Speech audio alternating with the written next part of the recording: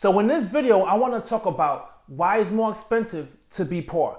I've been there and I've done that. So I'm going to share with you some of my experiences and also some of the research that I did to explain why it's more expensive to be poor. And it's really unfortunate, but these are the facts and I think everyone should be aware of them. Now, first of all, I want to explain this is the main reason why I did this channel.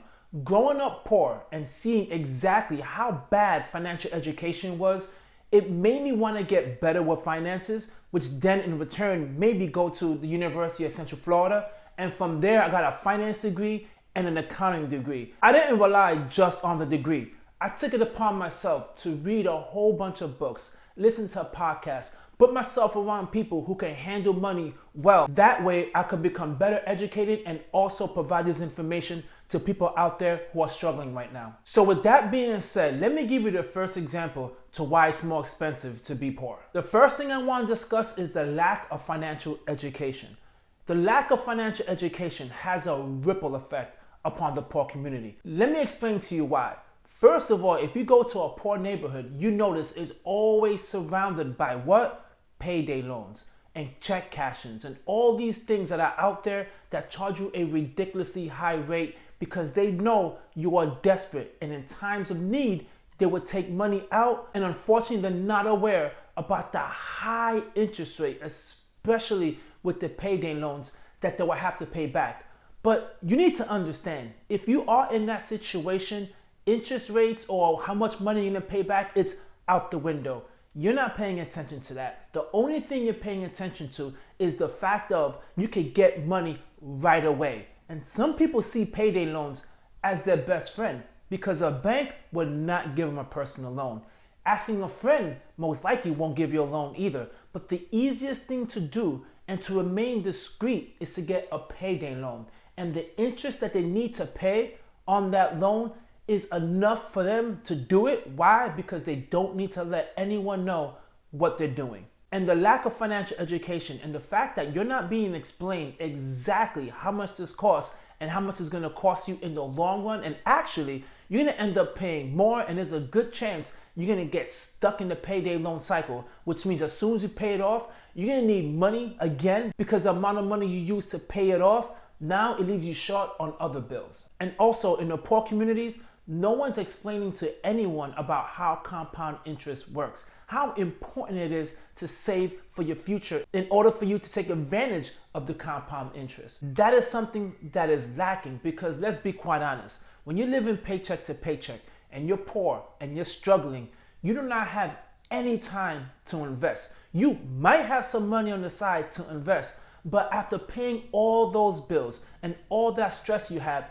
you want to have a little bit of that money to enjoy it, to do something that brings you some entertainment because it's a struggle and you don't want to continue struggle. You want to do something nice for yourself. That's why a lot of times I kind of get upset, but I kind of get where people are coming from. In the poor communities, you see a lot of people wearing expensive sneakers, expensive jewelry, and expensive clothing. A lot of people look at them and they frown upon them and say, you know, you could do a whole lot more with that money rather than buying all these expensive stuff. But you need to understand that is their only way for them to get a little bit of happiness and a little bit of joy and feel like they're part of society by buying those things. But unfortunately, and the truth is, that is a waste of money. Buying designer clothes and all that jewelry is something you shouldn't do. But in poor communities, and trust me, I lived in them, that is something that brings you joy. So it's really hard for someone to say, you know, I could take this money and invest it in the market. No, they don't see it that way. They see it as something that brings you joy in life. Another reason why it's so expensive to be poor is a lot of these communities are surrounded by convenience stores. Let me share with you a story about my experience with going into a convenience store. One day I ran out of milk and I was not gonna drive to the supermarket to buy milk. So right down the street was a convenience store.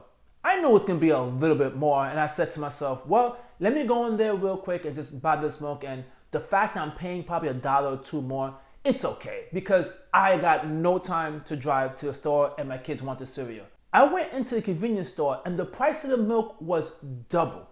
The expiration date was close by 1 day to being expired. I found that shocking. And when I asked the clerk, hey, this is expiring, can you drop the price or do anything about it? He looked at me and was like, nope, the price is what it is. You see, you get treated like trash in the poor communities. And the amount of money that they make off of poor people's backs is really high.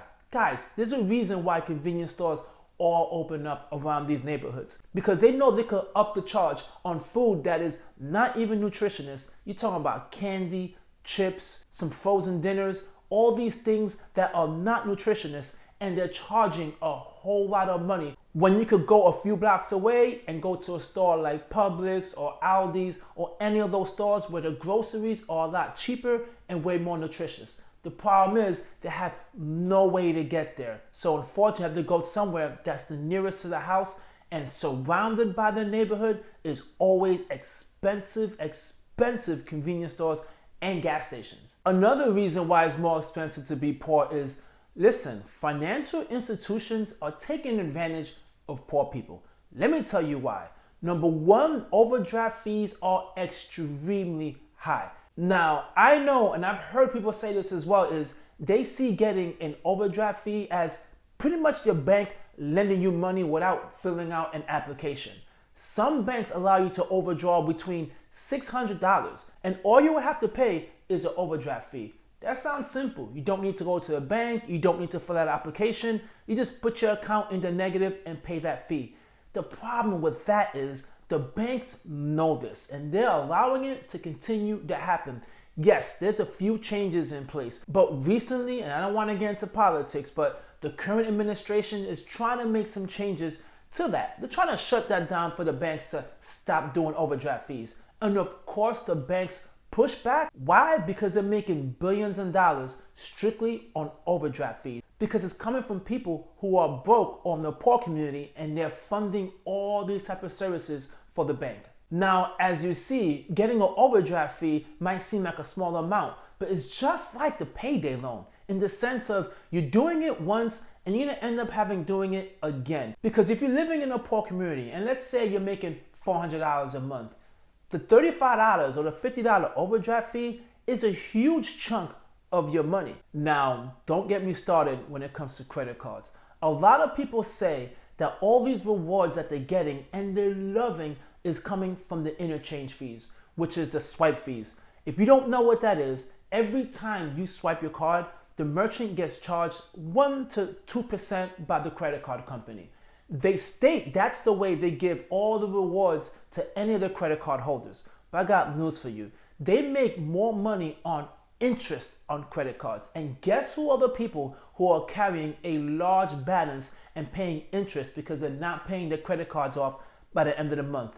You got it, poor people. So the people who are actually funding these rewards are coming from the back of poor people. And it's really sad and it's really unfortunate. And that's why I said I'm making these videos, because I want anyone out there who's watching this video who is poor or lower class or even middle class and struggling to know playing with credit cards is something you don't want to do, especially if you don't have the funds and you don't have the money. Another example, and I experienced this as well, to why it's more expensive to being cheap is the fact of, since you don't have a lot of money, the things that you buy are cheap, which means is more repairs and you need to fix it more often.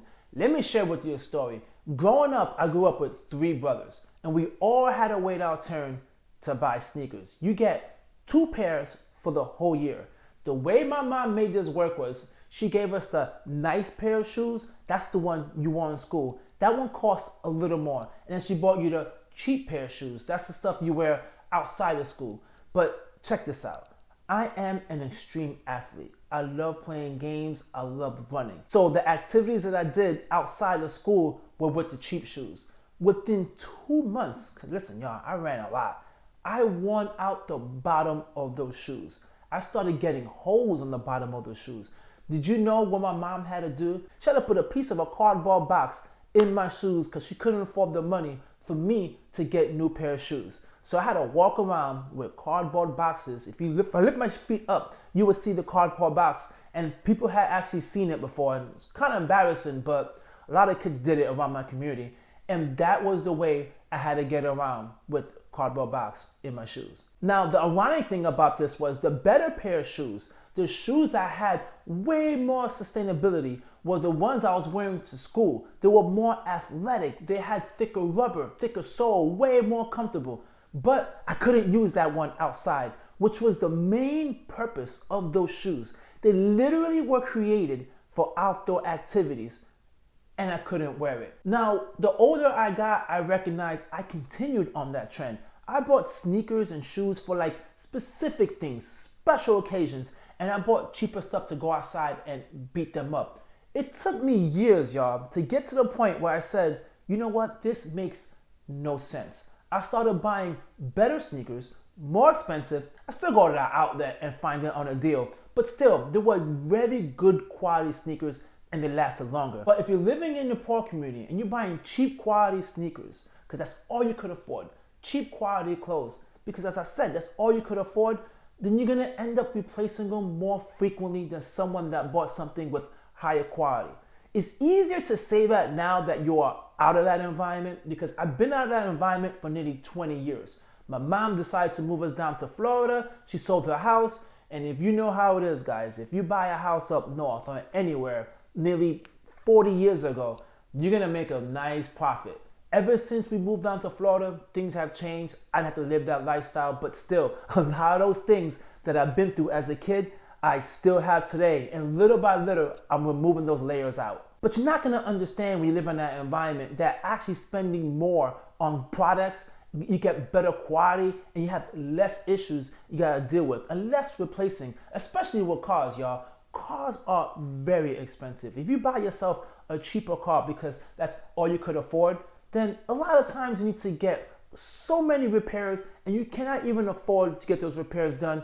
And then in the end, when it's all said and done, you could have got yourself a better, more reliable car, still within your price range, that you would not have to worry about so many repairs with. But really, I cannot fault someone that been through that, because in my household, it was really hard. It was a real struggle, and my parents made it work, but they had to get only the things that we were wearing, which was not top quality, but it was enough to get us by. So there you have it, guys. In this video, I just wanted to share my experience about growing up poor. And I had moments when I realized, man, it's really expensive to grow up poor. And now that I'm out of there and I consider myself upper middle class, I recognize all these little small inconveniences that happen in my life are just small. It's not major. But if it would have happened when I was broke and I didn't have enough money, or especially when I was growing up, my parents would experience this, I have no idea how they would survive.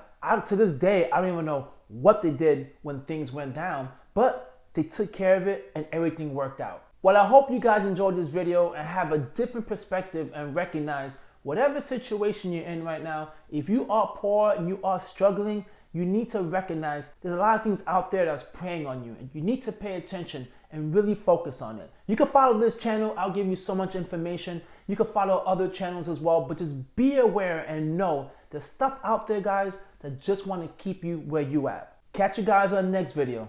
Peace.